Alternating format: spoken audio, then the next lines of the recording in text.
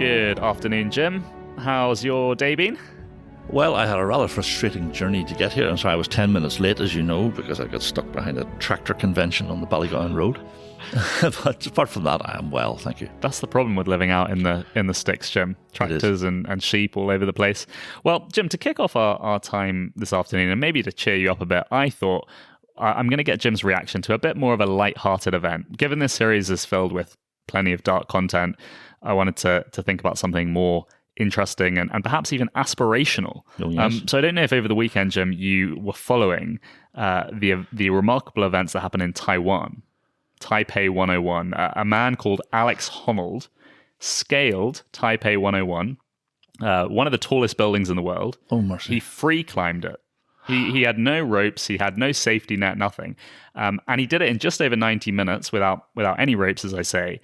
And it was streamed live on Netflix. Did you hear about this? Did you see this? I saw a bit of it, but I had to turn it off because my stomach was tightened in terror. Yeah. I couldn't watch it. It's truly terrifying. Did you say this was aspirational for me? This is aspirational because, I think, between the two of us, perhaps we could attempt something, maybe not quite like that, but a bit more dramatic, push ourselves a bit, stretch ourselves. I struggle to go up steps. Well, what it did lead me to wonder, Jim, and this is really getting to the point of why I raised this, what is the most dangerous activity that you have ever attempted? I wondered a bungee jump, perhaps. No, I did. The thing which comes to mind was I was on holiday in Cyprus with my wife and my brother-in-law and sister-in-law, Neville, and we went in this thing called a slingshot. Have you ever heard of it? That does sound. I think you experience 8G. Wow. And you're put in this cage. It's just a gigantic catapult. And they video it, and you buy the video afterwards. And I made a sound like a cow in labour. but Neville asked for his mum, which I've never let him forget. He just said, "Mother." That is fantastic. I'm going to have to bring that up with Nev. He's one of the elders at Crescent. It should be said. But that is excellent content. But Jim, I'm impressed actually. I wasn't expecting it to be quite so adventurous. So. No, I'm fine. I mean, I'm also did parascending, but if I'm caged parascending, where you're put on the back of a boat. And okay, yeah. But if I'm strapped into something, I quite like all those rides in Disney World and all that sort of stuff. I don't mind that. But something like a bungee jump would terrify me. There we go. A little insight into Jim's life and his daredevil tendencies. But anyway, we'll get back to the sort of more serious content that we've been talking about this season, Jim. It has been pretty heavy, it has been pretty dark, but at the same time, it's been quite enlightening. It's been extremely significant and important to think about. Going back to our last episode, we talked about a political idea called the post-war consensus, and it's a really important idea because it unlocks the answer to the question: how did society get to this point? And we said in our last episode that the post-war consensus can be summed up in the phrase "never again." So the first half of the 20th century, with 2 world wars and the Holocaust, was horrific. And a consensus developed amongst Western nations to do everything to stop anything like that happening again. Hitler and the Third Reich were regarded as the embodied form of pure radical evil. And so the post-war consensus set out to build a society from the ground up as an anti-fascist culture. Yes, I said last week that Hitler replaced Jesus as the measure of good and evil. So Hitler became the opposite pole to human rights. We started to define goodness using the negative. So rather than defining our most basic shared values using the ethics of Jesus Christ, the West decided to define them using Hitler as their negative counterpart. And that insight helps us understand why our society no longer believes in loving our neighbor as ourselves. Instead, it values tolerance, because virtue in our culture is defined as the opposite of controlling or coercing others. That's right. The big problem with defining good and evil in purely negative terms is that there can no longer be any concept of the common good. Thomas Aquinas defined love as willing the good of the other. But that definition only works if we can all agree on what good is. So by defining morality as anti-fascism, there can be no shared understanding of the common good. I think that explains why Christians and the progressive left so often talk past each other when we debate ethical matters. I mean, take gay marriage, for example. The Christian says that marriage is a common good, so damaging that institution affects all of us. But the progressive is bewildered by that kind of argument. Why should you interfere in what two consenting adults do, they ask. They cannot comprehend the Christian argument because they don't believe in the concept of the common good. The architects of the post-war consensus deliberately deconstructed the notions of shared solidarity based on shared universal principles. And they set out to build an atomized society where the individual was king. Society was designed to be vacant, undefined, a space in which individuals were free to define and pursue what they thought was most meaningful. In 1957, Isaiah Berlin published an essay called The Two Concepts of Liberty. And he sets out the post-war consensus by making the case for what he called negative liberty. Liberty became the absence of coercion and constraints, leaving us maximally free to do what we want. The alternative, Berlin said, was ideological politics, freedom to do what we ought to do. And that concept of liberty, he said, had led in the past to fearful conflicts. He writes about the slaughter of individuals on the altars of the great historical ideals. So as we discussed last week, the strong gods of Western civilization were banished. The old idea of a man of virtuous character was now described as the authoritarian personality type. Anyone raised in a traditional family structure, which taught him about objective morals and repressed social conventions, was categorized as a potential fascist. Right versus wrong thinking produced the sort of repressive social norms that supported authoritarian institutions. That's right. In the language that's used today, the cis-heteronormative white man who believes in virtue is an oppressor who upholds a cultural hegemony. And it wasn't just the strong god of virtue that was forced into retreat. The whole notion of solidarity in society, the sense of fraternity and common destiny amongst members of a society, is based on shared convictions and loyalties. But the post-war consensus heard that language and thought of the Third Reich. If the nightmare of goose-stepping SS officers was to be banished, then we needed an atomized society, a society that had been deliberately de-centered. So the word we in the sentence "we are British" no longer made any sense. The strong god of family was also dismantled. In 2012, the Black Lives Matter website had as one of the organization's goals, "We disrupt the Western prescribed nuclear family structure." That goal was one of the original aims of the post-war consensus. The sexual revolution of the 60s and 70s, the normalization of homosexuality, the transgressive spirit of queer theory were all designed to dismantle the cis-heteronormative structure of the family. And the final strong god to be banished was the concept of truth. In 2012, a progressive author published a children's alphabet book. You will be particularly interested in this, Ollie. Can you be buying such things? And I mean, I remember those picture books, with a letter and a coloured object on each page. A was for apple, T was for trains, and so on. But the progressive alphabet book taught infants that L was for LGBT, T was for trans, not trains, X was for Malcolm X, and Y was for your truth. Wow. I think that's a good example of the progressive left's ruthless social engineering, undermining an infant's instinctive belief that things are objectively true. No, and also X for Malcolm X, that's just confusing in itself because you have to, it's M and You're being X. pedantic. P is for pedantry. That is truly troubling. So the strong gods of virtue, solidarity, family, and truth were cast out of society. They were portrayed as elements of fascism. And in their place, the weak gods, we mentioned these last week, of softness, openness, and cynicism were set up. The soft society frowned upon anything that generated strong convictions in a nation or passionate loyalties to it. The concept of inclusivity was used to break down the structure of family and nation, and the key aim was to weaken the authoritative center of culture. The weak god of openness is the main focus of today's episode, and the open society deliberately atomized itself, dissolving itself into a collection of individuals. The idea of a nation bounded by shared values was replaced by an open society with deliberately porous boundaries. This idea of an open society is going to be crucial in this conversation, but we shouldn't forget the final weak god of the post-war consensus, the idea of cynicism. Children were educated to interpret every truth claim, every action taken by an institution as a power play. Instead of dogmatic convictions and passionate loyalties, society, we are told, needed a spirit of critical questioning. So the post-war consensus provides the historical context for the topic we are going to talk about today, the rise of ethnonationalism.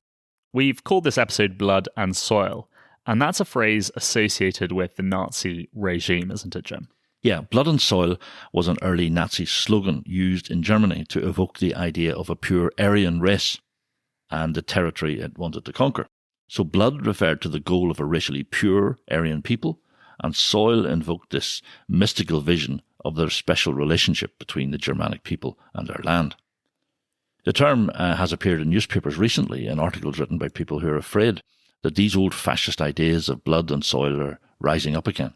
I mean, we can think of figures like Tommy Robinson here in the UK, who are regularly accused of resurrecting fascist ethnonationalism. The rise of ethnonationalism has been triggered by the very large amount of immigration that European countries have experienced in the past 70 years. And Jim, it's important to say at this point that as we describe some of the immigration stats, we're not making any value judgments at this stage. We're just laying out the facts. Immigration from the Caribbean was encouraged as far back as 1945 to provide labour for the newly established NHS. And in those early days, immigrants came mostly from the Caribbean, India, and some African Commonwealth countries. Following this, immigrants started to arrive from countries like Pakistan and Bangladesh. Yeah, the main acceleration of immigration took place from 1997 during the Blair era, and that has changed the UK's demographics in quite a profound way. In 2004, 9% of the population had been born outside of Britain. By 2021, that figure had risen to 16%. Surprisingly, by far the biggest spike in immigration occurred after the pandemic in 2022 and 2023. So if you go back to the Brexit vote of 2016, immigration was running around about 300,000 per year. But after the pandemic, it rose to over 700,000 per year. Some of that spike can be explained by the Ukrainian war and the humanitarian pathways created for Hong Kong citizens, but most of it came from the rules that allowed student visa holders to bring their families into Britain. Now, it's important to say that immigration has subsequently fallen back to 2016 levels. So those are some basic stats. But there's another feature of post-Brexit immigration that we can see. I'm thinking of the collapse in numbers of immigrants from Europe and the rise in immigration from countries like India, Nigeria, Pakistan, and Bangladesh.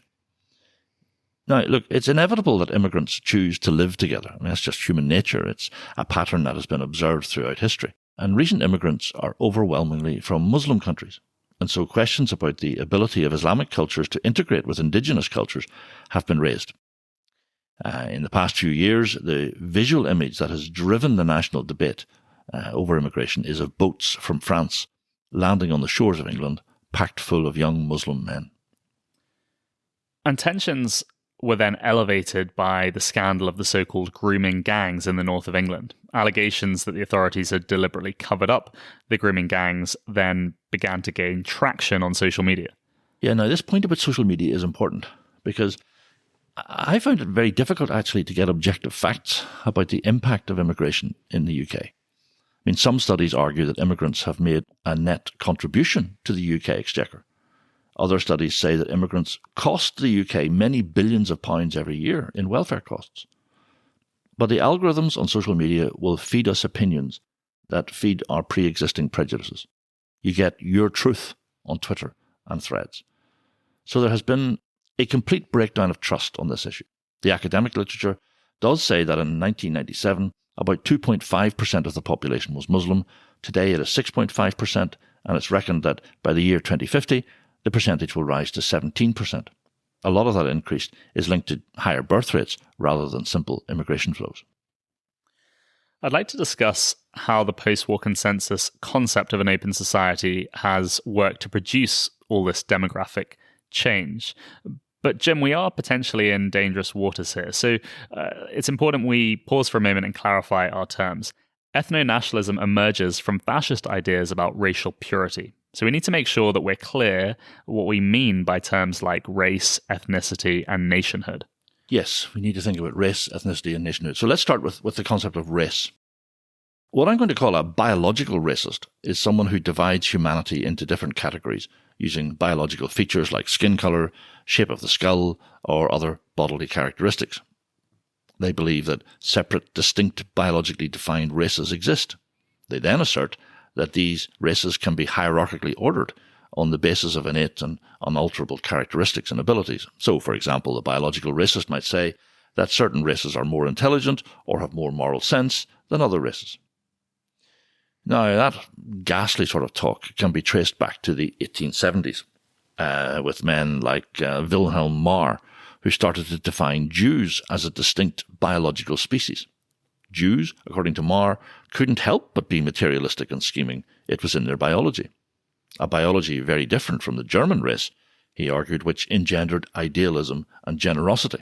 It goes without saying that biological racism is repellent. But two important facts need to be surfaced here. First, racism lies at the root of the terrible conflicts of the 20th century. I was reading a book by the historian Niall Ferguson, who's actually become a Christian recently. And he published a book called The War of the World. And in that book, he argues that the roots of all the terrible conflicts in the 20th century can be traced back to biological racism. That's what Goering called it, wasn't it? The Great Racial War. And the second point I want to make is that biological racism is very modern. The idea of dividing humanity up into subspecies based on biology is something the ancient world would never have thought about doing. So what gave biological racism its energy? And the answer is Darwinism. The full title of Charles Darwin's book is On the Origin of Species by Means of Natural Selection, or The Preservation of Favoured Races in the Struggle for Life. Now, the point I'm making here isn't just made by Christians. The evolutionist Stephen Jay Gould wrote, biological arguments for racism may have been common before 1859, that's when the book was published, but they increased by orders of magnitude following the acceptance of evolutionary theory. Darwinist ideas were extremely popular in Germany and the UK long before Hitler came to power. When the Nazis came to power in 1933, there were already 23 professors of racial hygiene in German universities. But then, of course, as we know, Nazi propaganda built on those ideas, depicting Jews as ugly, greedy, venomous parasites infecting and feeding off the German people. They were portrayed as a threat to the racial purity of the Aryan race. And I don't need to tell you that this biological racism led to the extermination of over 6 million Jewish men and women and children. Biological racism isn't just a grotesque idea, it's also repudiated by both science and the Bible. Firstly, from a scientific perspective, there's no such thing as race. There is only one humanity. The variations within people groups are bigger than the variations between them. Richard Lewontin calculated that 85% of genetic variation occurs within a population group, and only 6% between groups. Differences in pigmentation, facial shape, and hair are only superficial and are insignificant in genetic terms. The Bible is even more unambiguous. The Genesis story teaches that we are all creatures who bear the imago Dei. We are all descended from one man and one woman. Even modern science agrees with this teaching. All mitochondrial DNA has been shown to descend from one woman called mitochondrial Eve. And every Y chromosome in humans is descended from one man. Acts 17:26 says, "From one man he made all the nations," literally from one blood. We are all in Adam. Amen. There is no such thing as race. It's a false category. Ethnicity, on the other hand, is a real thing, and it's also a positive thing. In the Bible, God deliberately divides humanity up into different ethnic groups after the failed humanist project called the Tower of Babel. But ethnic diversity is something that the scriptures celebrate. If you don't believe me, read Revelation 7. Standing around the throne of God is a great multitude that no one could count, from every nation, tribe, people, and language, standing before the throne and before the Lamb. What is ethnicity then? Well, it's arguable that ethnicity is a kinship relationship. Members of an ethnic group share common ancestry, culture, language, religion, and traditions. Yeah, now it's a different social relation from nationality. Nationality, I'm going to argue, is also a kinship relation, but it is focused on a specific geography, a territory and its history, rather than on a common ancestor. Often there's a bit of overlap, of course. I mean, if you take something like Japan in the 19th century, I mean, the nation and the ethnic group were virtually identical. They had shared ancestry, culture, language, and traditions. But most nations contain different ethnic groups. So that brings us to nationhood then. What is a nation? How would you define a nation, Jim? Okay. This is the question on which I'm going to argue this entire season hangs.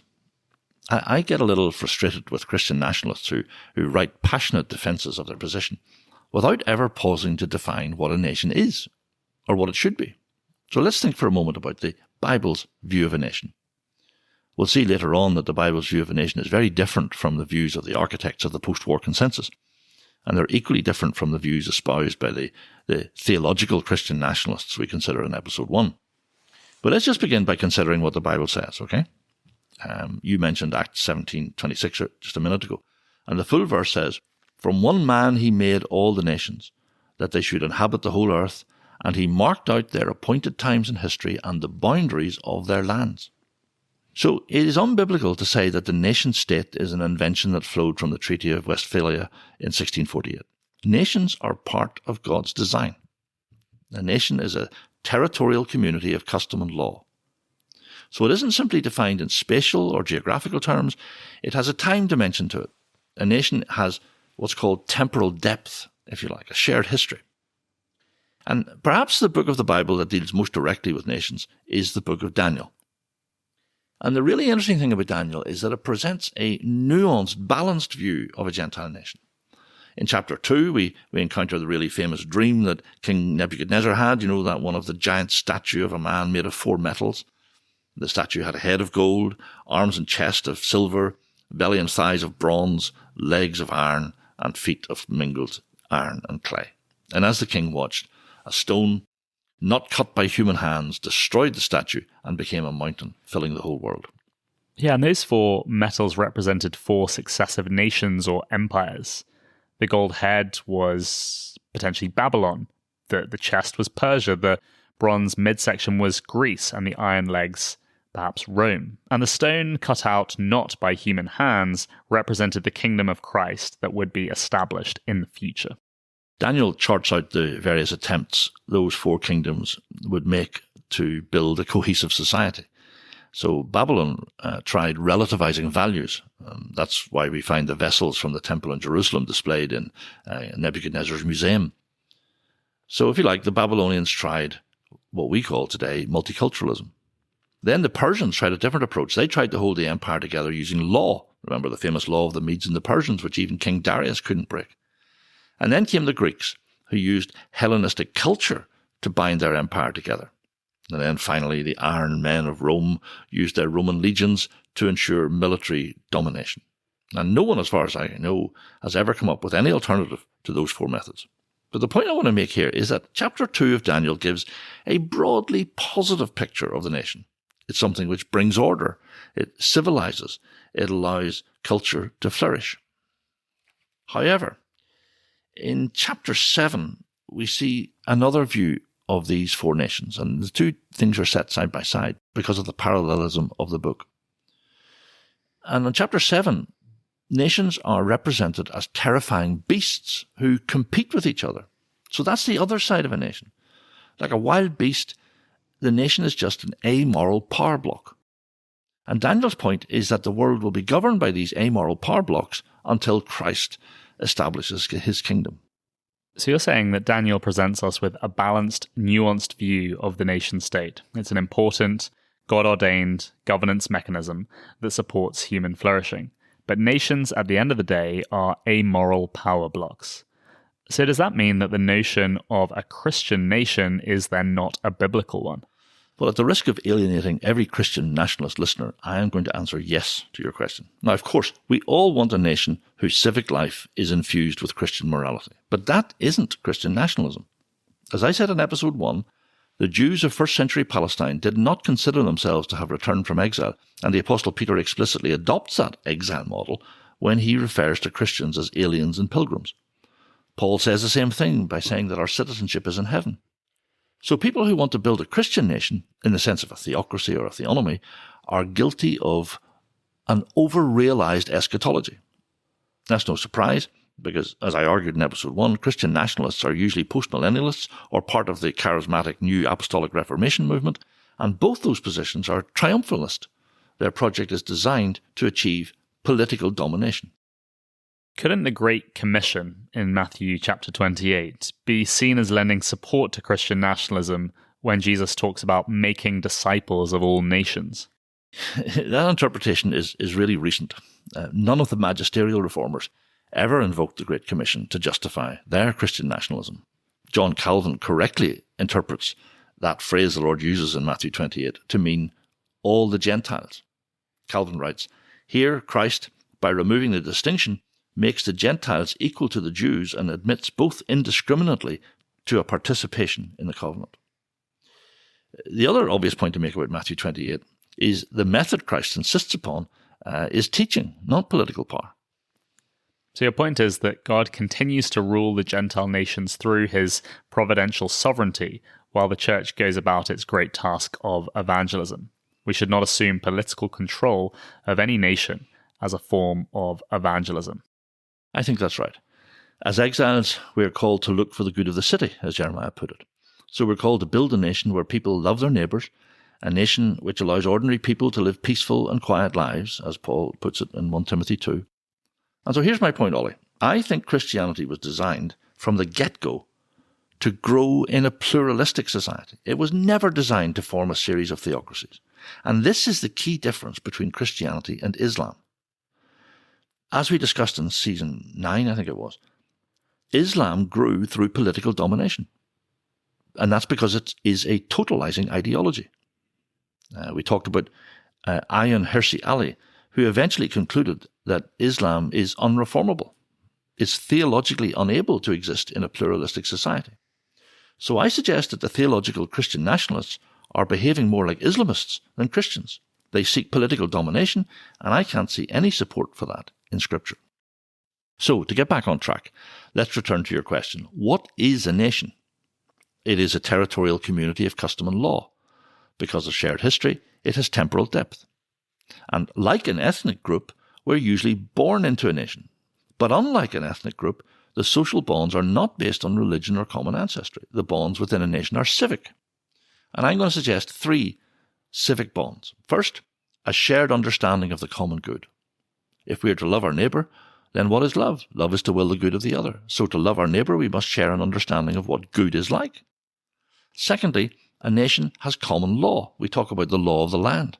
So Sharia law should be ruled out of bounds in a society like ours. Citizens must all accept the law of the land. That's just part of the deal of being a member of a nation.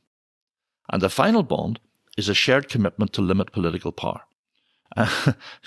You can view most of English history through that lens. I mean, just think of Cromwell and the establishment of Parliament, or think of the checks and balances built into the US Constitution. So think back to episode 1, Christian nationalists with all their talk of a Christian prince. That's based on an incredibly naive view. They think of the best that a government can accomplish if the right people are in charge, and they then design a government toward that grand end. But do these people know nothing about human nature?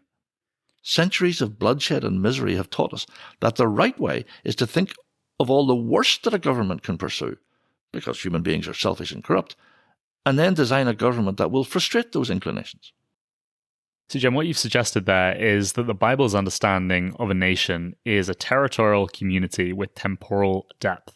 It has a shared understanding of the common good. There's a law of the land that applies to all equally. And there's a shared commitment to limited political power. But it isn't necessarily a Christian nation run for Christian people by Christian people. It can be eclectic and diverse, constrained only by a shared vision of the common good and the law of the land. Like an ethnic group, a nation is a kinship relationship that makes it feel more like a home than a mere house. But unlike an ethnic group, the social bonds are civic. They're not religious or ancestral. Now, there's one final point to make about the Bible's understanding of a nation. And it's this. The Bible's view of a nation is much wider than its view of the state. Because in the Bible, society is more important than the state. And that point comes straight out of Romans 13. In that chapter, Paul offers a very minimal view of the state. Okay, he allows a judiciary, a police force, and perhaps an army, but little else. And right-wing evangelicals have seized on those words, and they use them to argue for a minimalist state. The Bible has nothing to say about a welfare state, they claim. Well, I mean, have they never read Amos or Isaiah? Paul's point in Romans 13 isn't about the size of the state. His point is that the state is not God. It's not of ultimate value. Paul sees the state as a piece of necessary plumbing, a sort of infrastructure that keeps society ordered and flourishing. Now contrast that with either Hitler's view or Lenin's view. Both Hitler and Lenin tried to make the state into a god, into something of ultimate value. Citizens were only a means to an end. They existed to serve the state. But Paul places state power in the background. He foregrounds the commandment to love your neighbour. So when I look for evidence that the UK is a well-ordered nation, I look for evidence that the state is not interfering with people's lives. The real evidence of a healthy nation is seen in tennis clubs, village fetes, ploughing championships, rival football fans laughing together in a pub after a match. The Christian vision for a nation should be for a well-ordered, peaceful, civic life that has woven the delicate fabric of neighbourliness into a comfortable thing that makes us feel that we're in home. Perhaps that sort of vision conjures up the image of a little American town in the 1950s. A family are walking along a sunny street to church. Dad is in a well-pressed suit. Mum wears a floral dress and a hat. She carries a handbag and a Bible. Happy, smiling children follow behind. They greet their neighbours with a smile. They feel so secure they haven't bothered to lock the doors of their house when they left. It all feels like home. A shared understanding of the common good. No one thinks of disobeying the law of the land. But that view of a nation is monocultural. Right? For a start, everyone in the picture is white. Okay, so how does your description of a nation fit in with all the immigration challenges that we described earlier? Well, the Bible just assumes that immigration takes place. In fact, I would argue that it sees a certain amount of immigration in a positive light. There's a really obscure verse in Jeremiah where the prophet is being critical of the nation of Moab. And he says, Moab has been at rest from youth, like wine left on its dregs, not poured from one jar to another. She has not gone into exile. So she tastes as she did, and her aroma is unchanged. So what does Jeremiah mean? He means that he's saying that the Moabite culture has stagnated. It's not been enlivened by a stream of population change over the years. You see, immigration is a major source of innovation. And Moab had become a cultural backwater. Like a bottle of wine left undisturbed for too long, the Moabite culture had slowly poisoned itself. But at the same time, the Bible is quite clear that nations have the right to defend their borders. So there is no problem with the principle of immigration. The problem comes when it happens at such a grand scale or at too fast a pace. If our view of the Bible's depiction of a nation is correct, then it will always take time for immigrants and the indigenous population to work out how they will live together in accordance with the common good and the law of the land. So what is your view then, Jim, on how immigration should be handled?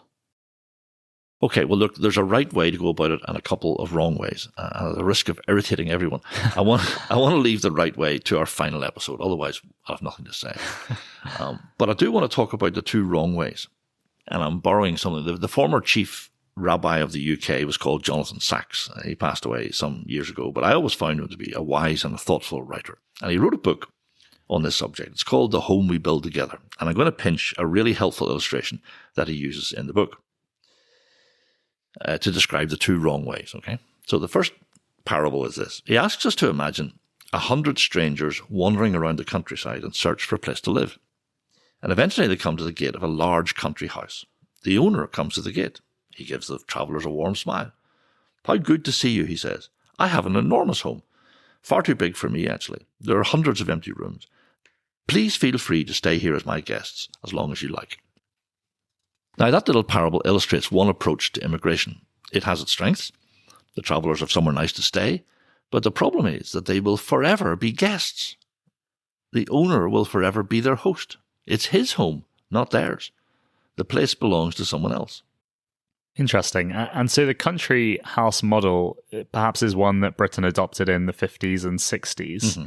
But then the post-war consensus thinking started to bite, and so a new model started to become fashionable. Yeah, so let's go back to our 100 travellers in search of a home. This time they find themselves in the middle of a big city. And there they find a hotel. It is large, comfortable, and has every amenity. The visitors have enough money to pay the hotel bills. They book their rooms, unpack, and stay. And the rules are simple. They're free to do what they like, so long as they don't disturb the other guests. Their relationship with the hotel is purely contractual. They pay money in return for certain services. Now, the problem with this model is obvious, isn't it? If everyone is just a guest in a hotel, then no one belongs. A hotel is a place you stay in. It's not a place where you belong. You feel no loyalty to a hotel. You don't put down roots in it. It never becomes part of your identity. A hotel is a gathering of strangers. So the hotel model of immigration might also be called multiculturalism. Attempts made to assimilate migrants are going to struggle because there's nothing into which immigrants may be assimilated. Behind the idea of multiculturalism, we find the post-war consensus view of a nation. That's exactly right. The open society is decentered, atomistic. Society is just a collection of individuals. There's no shared sense of the common good. The nation is not a home. According to the post-war consensus, the nation should be reduced to a technical, procedural thing, which is neutral on matters of identity and morality. There are no unifying stories about our past. All the unifying elements, such as language and customs and traditions and history, they're moved from the nation into ethnic groups. Okay, so it's ethnicity rather than nationhood, which now helps to forge an individual's identity. The post-war consensus feared the nation-state as a fascist institution, so open, porous borders were a deliberate strategy to undermine the importance of national identity. So was the creation of a supranational identity, the thing called the European Union. After centuries of fighting, Europeans could finally rid themselves of nationalistic identities. I don't think it's unfair to say that for the past 6 decades, the Western elite have been thoroughly ashamed of their own nations. National identity has been regarded as a shameful form of belonging. Academics were deeply weighed down with guilt and self-loathing. They became embarrassed by Western civilization itself, seeing it as nothing more than the fruits of colonialism. I'm old enough to remember the Reverend Jesse Jackson dancing around Stanford University, singing, "Hey, hey, ho, ho, Western Civ has got to go." It's a perfectly terrible song, but anyway. He was backing students who successfully got a class on Western civilization dropped from the syllabus because they argued it was nothing more than a class about dead white males. So we have to understand immigration policies then in light of the post-war consensus. There was this deliberate strategy to undermine the traditional understanding of a nation. It was reduced to a technically administered neutral space. But eventually, European politicians realized that multiculturalism had failed. The open society turned out to be a pathway that actually undermined Western nations. Angela Merkel, the German chancellor, admitted it had been a failure. And so did Tony Blair and David Cameron. They realized that a nation, if it was ever going to survive, must have shared values, a shared understanding of the common good, an agreed position on the law of the land. But at this point, the sheer folly of the post-war consensus was exposed. You're absolutely right. Merkel, Blair and Cameron saw the need for a return to shared values. But the West no longer had any shared values. The post-war consensus had banished all those strong gods. Politicians could no longer appeal to virtue, family, solidarity, or truth. All that was left was inclusivity, openness, and a cynicism toward authority. The point we're building up to, Jim, is that immigration has actually worked to expose the spiritual bankruptcy of the West. The decision to make Christianity redundant and define good as anti-fascism has produced this atomized society that has lost its ability to generate social cohesion or solidarity. And while academics wallowed in their national self-loathing, what happens? A vibrant, self-confident, dominating ideology was growing at bewildering speed in the UK and France. The thing called Islam. A spiritually bankrupt elite faced up to the threat of Islam. But what could they use to counter it?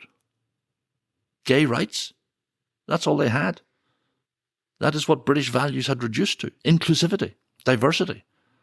No wonder Douglas Murray said that the West has consciously chosen to commit suicide. Western elites banished the strong gods in the name of anti-fascism, and all they were left with was weakness. There's a final irony in this story, Jim, because the post-war consensus had emptied the notion of nationhood of any substance. The inevitable backlash against immigration had to frame its protest using the politics of identity, because the politics of identity was the only thing left standing, and so Tommy Robinson walks onto the stage. Robinson is an ethnonationalist, and because nationhood has now been emptied of any nobility or meaning, Robinson has retreated into the ghetto of ethnicity and race. He claims to stand for the indigenous white people of Britain, whose homes have been invaded, he says, by other races. Ethno-nationalists don't just use the politics of identity. They reuse the entire apparatus erected by the progressive left, including critical theory. Now, you'll remember critical theory is the idea that all societies have a binary structure. There is an oppressor, and then there are oppressed minorities. So Robinson and his fellow travellers now walk exactly the same path walked by feminists, people of colour, and the LGBT community. We are an oppressed people, he says. The ruling elites care nothing for white working class people. Now, when he says that, he's actually speaking the truth. When we understand ethno-nationalism as another instance of the politics of identity, we can see that no one is trying to build a nation. The whole scene has been reduced to a conflict between different ethnic groups, and all of them are using grievance as their weapon of choice. In 2018, an American academic called Robin DiAngelo wrote a book called White Fragility, and it sold millions of copies. In her book, DiAngelo said, "A positive white identity is an impossible goal. White identity is inherently racist. White people do not exist outside of the system of white supremacy." That's sheer ethno-nationalism. And then on the other side of the conflict, Donald Trump actually alluded to Hitler's book Mein Kampf when he claimed that immigrants were poisoning the blood of the country. So we seem to be sliding into a conflict over ethnicity. Ethno-nationalism isn't really nationalism at all. Everyone is still using the progressive left's politics of identity. Everything is framed using oppression and grievance because in a spiritually bankrupt culture, that's the only vocabulary left. And the conflict will never rise out of that futile swamp because the concept of a nation has been emptied of all meaning. Now, this final segment of our conversation has raised an issue for Christians, Ollie. Okay, I mean, I've just argued that ethno-nationalists aren't really nationalists at all. They've imbibed the politics of identity so deeply that they use exactly the same tactics as the progressive left. They position themselves as an oppressed people group who need to rise up against an uncaring elite. But here's the thing. That analysis brings us back to the issue of Christian nationalism. I'm not sure I'm not sure you agree with me on this, but my view is that most of what passes for Christian nationalism is just another instance of the politics of identity. So let me make my case here. You'll remember in our first episode I talked about real Christian nationalism. It's theological, rooted in the Reformed political theology of the 17th and 18th centuries, or in the triumphalism of the New Apostolic Reformation movement. And in both cases, Christian nationalism is a project designed to achieve political domination. Now, that's the sort of Christian nationalism one encounters on Twitter. But there's a sort of Instagram Christian nationalism. And it has very little interest in political domination or in eschatology. It's better understood as an instance of the politics of identity. So I'm talking about Christians who feel aggrieved and oppressed by a secular elite who seem determined to tear down their Christian culture. Now, forgive me for the wooden joke I'm about to make, but we might call them cultural grievance Bible thumpers. Right? Now, I invented that mean-spirited term because it shortens to the acronym CGBT. And the CGBT community adopts precisely the same political posture as the LGBT community. They are an oppressed minority whose identity is being systematically erased by a cultural hegemony. Now, my aim is not to upset my fellow believers or to mock them. My point is that it is incredibly dangerous to play the game of identitarian politics. Why? Because oppressed minorities always make alliances.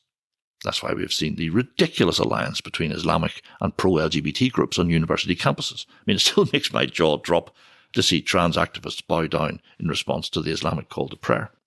But it's an easy trap to fall into. And my worry is that the Christians' grievance identitarians will start to ally themselves with the ethno-nationalists. We've already seen Tommy Robinson tap into this possibility. He held a carol service in London. His followers hold up signs saying Christ is King. There's a terrible risk that Christians who feel justifiably aggrieved may be tempted to make an alliance with the devil here. And so I close with a plea. Have nothing to do with ethno-nationalism. It is a thoroughly wicked ideology that denies the biblical idea that all human beings bear the imago Dei. It's both sad and ironic that Christians who think they are fighting identitarian politics have in fact embraced it. Thanks, Jim. Plenty to mull over as always. Next week, we're going to leave the world of politics and we're going to think more about the masculinity crisis in our episode entitled Pagan Men. Until then, have a great week.